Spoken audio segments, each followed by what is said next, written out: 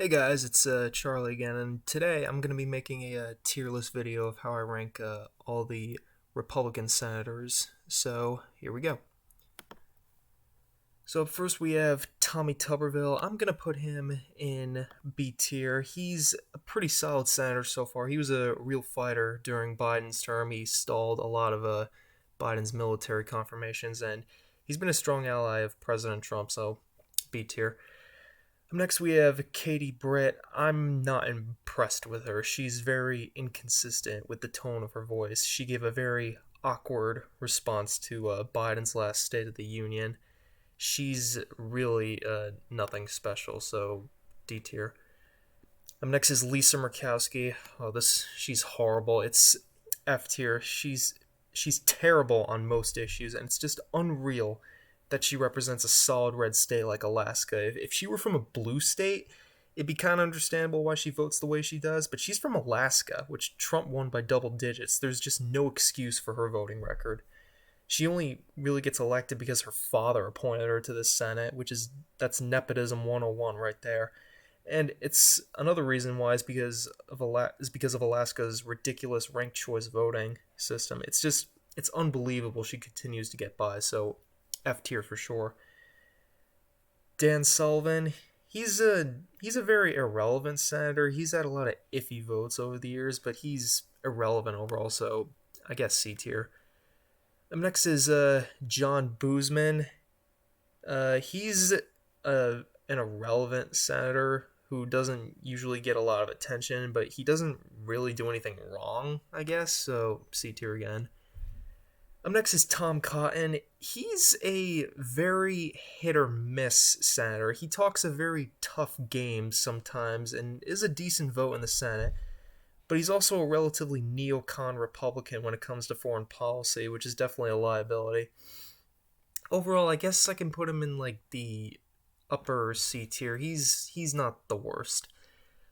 Next is Rick Scott. I'm gonna put him in the B tier. He's pretty good. I would have preferred him over John Thune as majority leader since he's a much stronger fighter. It didn't happen though. He's been a pretty strong voice against the establishment and is a great vote in the Senate, so he goes in B tier. Next is Ashley Moody. I have no complaints with her so far. She wasn't initially elected, but she hasn't done anything wrong so far, so I'm going to put her in C tier for now. Next is Mike Crapo, irrelevant, C tier. Same with Jim Risch. The Idaho is irrelevant senators.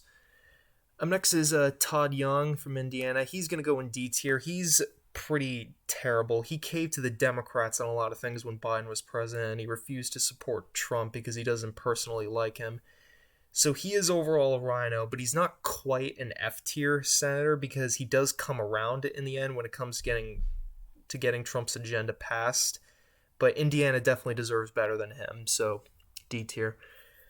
Next is Jim Banks. I have no complaints with him at all. He was a solid congressman. I think he'll make a fantastic senator. I'm going to put him in B tier. He's definitely a breath of fresh air for Indiana. Next is Chuck Grassley. I have no idea why this guy is still in office. He's like 90-something years old, and he's been in the Senate for decades now. But he's not really a bad senator, per se, so I guess we'll put him in C tier. We'll put him right there. Next is Joni Ernst. Man, what a disappointment. She actually used to be a somewhat decent senator, but she's gone downhill over the years. She compromised quite a bit with the Dems and was very wishy-washy on Pete Hegseth. It's funny because when she first ran, in 2014, she put out a campaign ad promising to cut pork in D.C., but she's done nothing of the sort. She falls in line with all the uniparty bills, so I'm going to put her in D tier. Next, we have Jerry Moran. Irrelevant, nothing special, so C tier. Next is Roger Marshall. He's a pretty solid senator. It's kind of surprising too because when he was a congressman in the House, he wasn't really that good, but he's done a pretty good job, particularly when it comes to appealing to the working class voters. So I'm gonna put him in B tier. Up next, we have Mr. Turtle himself. I mean, do I really need to explain this guy? He is everything that's wrong with Washington. He's the epitome of cronyism. His only goal is to make his corporate donors rich. He is horrible. And he's made it clear that he will do everything in his power to subvert America first, and that's why he's voting against the president's best nominees.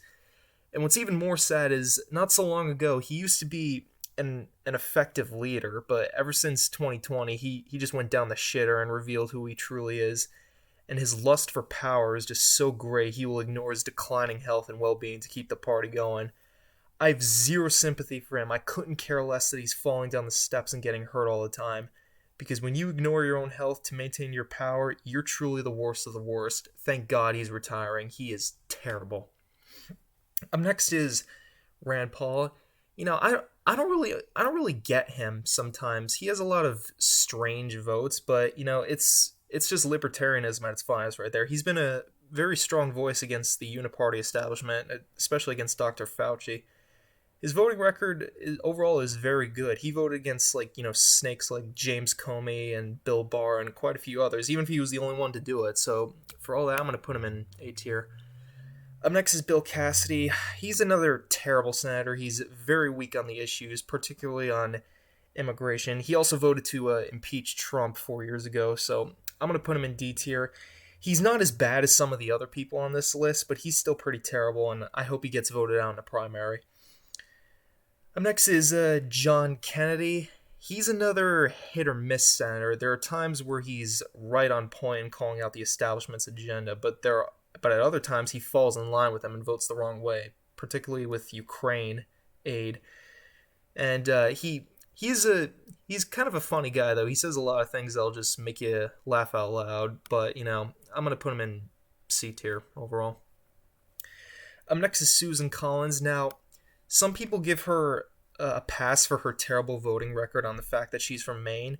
And it's valid on one hand, but on the other, it doesn't change the fact that her voting record is terrible, so she belongs in F tier. I'm not saying that she should be voted out in a primary. I get that she's the best that you can possibly get up in Maine, but she still has a terrible voting record, so it's still F tier.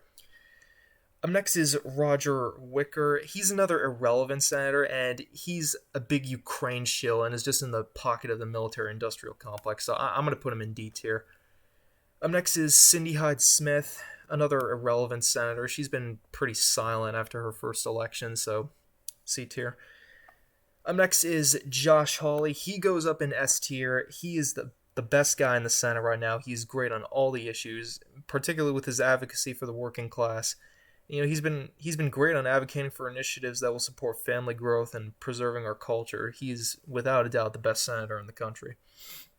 Up next is Eric Schmidt. I'm going to put him in B tier. He's not as outspoken as Josh Hawley is, but he's still pretty solid in the Senate. Missouri's Senate delegation is definitely the best one in the country, so he belongs in B tier. Up next is Steve Daines. He's not too shabby. I mean, he's one of the reasons why the GOP took back the majority in the Senate. It could have been a bigger majority, but I won't rag on him too much for that. He does seem to fall in line with the establishment a lot, though, and he supports a lot of the uniparty stuff, and he supports a lot of the wrong people when it comes to elections, so I'll put him in C tier. Up next is Tim Sheehy. So far he's been alright. He's not the best, though, and some of his stories from his time in the military are questionable, but he hasn't been a big drag on the party, so C tier for now. Up next is Deb Fischer. She's a very irrelevant senator, so irrelevant that her last election was too close for comfort, and it just shows that she's not in contact with her constituents, so she goes in C tier. Pete Ricketts, again, he's another mid-tier senator, and the fact that he's the best that a solid red state like Nebraska can put up is just disappointing, so he goes up in C tier. Up next is Tom Tillis. Oh, this guy's horrible. F tier. He's weak on all the issues and has been very wishy-washy on confirming the president's nominees. North Carolina deserves so much better than him, and God willing, he will be primaried out in 26, and they could get a better senator, but that's no sure thing. It wouldn't surprise me if he lost re-election in 26, because he's just awful. Up next is Ted Budd. He's flown under the radar ever since he was elected in 22. I don't really have any complaints with the guy, so I guess I'll put him in C tier. Up next is John Hoeven, irrelevant, and so is Kevin Kramer, I think his name is, from North Dakota. They're both irrelevant. Up next is Bernie Moreno, I'm going to put him up in A tier. He hasn't been there too long, but he's proving himself to be a very good ally of the president. He's a guy who's been pushing for the things we want to see happen, like making sure countries like Colombia, where he was born, take back all the people who came here illegally. Making English our official language, and that's great. It's what we want to see our congressmen do. So I'm gonna put him in A tier. Up next is John Husted. I have no complaints with him so far. He was recently appointed. He's not that bad, so he's gone under the radar though. So C tier. Yes, Lanky Lankford himself. I'm putting him straight in the F tier. He is a dumpster fire. He is extremely weak on immigration, supports amnesty. He helped craft that shitty border bill last year. He gave the Democrats a pathetic talking point that they were the real border security advocates, but luckily the people of this country weren't dumb enough to fall for it. Still, the fact that he almost destroyed our edge on immigration with that pathetic bill is just enough to put him in straight in the F tier. He is awful. It's just weak and pathetic all around. Up next is Mark Wayne Mullen. A very unique name, to say the least. He hasn't been that great. He's making millions off the stocks from his position, and we don't like to see that. We don't like insider traders. And he seems more interested in trying to start fights with the Teamsters, with the Teamsters president, than actually advancing the interests of his constituents, and it's just pathetic. Oklahoma's a solid red state, yet these two are who they put up. It's just a disaster, so Mark Wayne Mullen goes in D tier.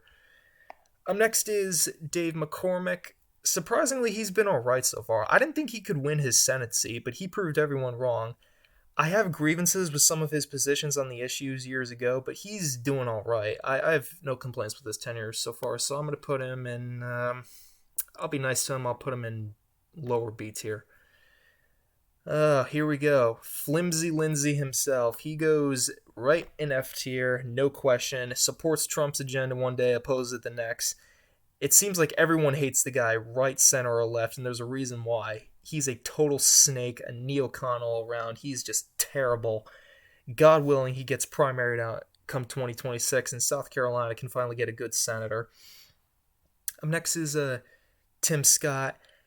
I mean, he's not bad on most of the issues, but when it comes to criminal justice and the race issues, he talks like a liberal Democrat and pushes a lot of leftist police reform bills and tries to make the Republican Party the party of identity politics, and that's not cool. It's not who we are. But it really hasn't been a big issue lately, and he has toned down on that nonsense, so for now, I'll put him in C tier, but South Carolina definitely deserves better than him. Up next is John Thune.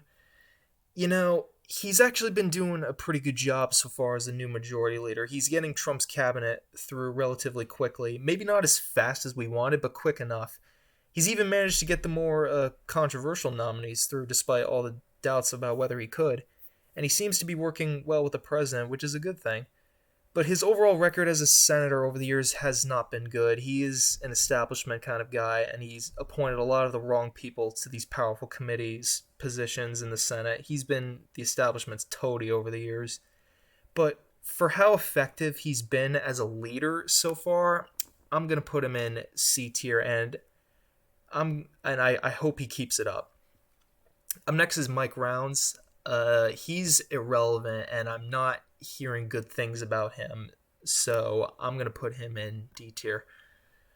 Up next is Marsha Blackburn. She's been a pretty good senator. I can't really think of anything she's done wrong throughout her time in office. She's solid on the issues, so I'll put him in B tier. Up next is Bill Hagerty. He's not the most outspoken senator, but I've heard good things about him, but I don't really know that much about him, so I'm going to put him in C tier. Up next is John Cornyn. This guy's terrible. He's a gun-grabbing rhino, and recently he said some bad things about Doge, questioning its legality, which just shows that he's in on all the fraud and waste within our government. He's also a big Ukraine shield and supports massive amounts of aid to Ukraine, so he belongs in F tier. Ted Cruz, I still haven't fully made up my mind about Ted Cruz. He's gotten better over the years in some areas, but in a lot of areas he just says and does a lot of things that make you wonder what the hell is he doing. I guess I'll put him in B tier. He's really not that bad on most of the issues, and he's been pretty good aside from that Cancun debacle back in 21. Up next is Mike Lee. He's pretty good. I'm going to put him up in B tier. His biggest flaw, in my opinion, is that he supports flooding our tech industry with cheaper workers from India. But he's been a strong voice against wasteful spending and a lot of other things, so he's a B tier senator. John Curtis, man, it's so pathetic that Utah keeps electing weak rhinos like him. He's very weak on the issues. He compromises too much with the Democrats. He has supported the president's nominees, but again, he's been really wishy-washy on them. And the fact that he's the best that Utah can put up to replace Mitt Romney is just atrocious. Is he as bad as Mitt Romney? No, but he's still pretty bad, so I'm going to put him in D tier. Up next is Shelley Moore Capito, irrelevant, and from what I know, actually a pretty weak senator, so I'm going to put her in D tier. Up next is Jim Justice. I have no complaints with him so far, so C tier. Next is Ron Johnson. I'm going to put him up in B tier. He's all right. He's been a great fighter against Big Pharma, and he's been a great ally of the president, so I'm going to put him in B tier. Up next is John Barrasso. I'm going to put him in, I guess, C tier. He's not that relevant, and he supports a lot of the uniparty bills, so he's nothing special. So C tier. Up next is Cynthia Lummis. She's another one that flies under the radar and has a very hit or miss voting record. So again, I'll put her in C tier. And there you have it. There's my GOP Senator tier list. Like it, share it, leave a comment below. Thanks for watching, and I'll see you later.